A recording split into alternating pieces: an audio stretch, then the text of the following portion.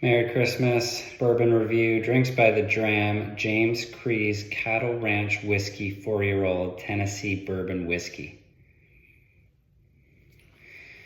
See what we got. Yeah, kids are a bit wound up, so I'm drinking in the bathroom here. Oh dear, all right. One of those days.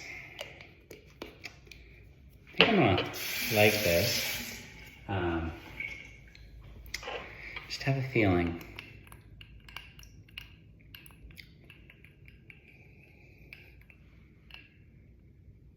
It's got potential.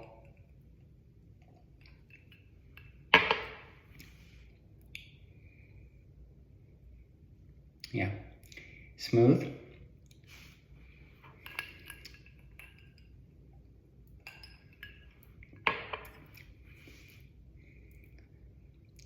You know, not too sweet, a little on the sweeter side, but definitely up there. I'm not gonna put it amongst the best, but yeah, it's close.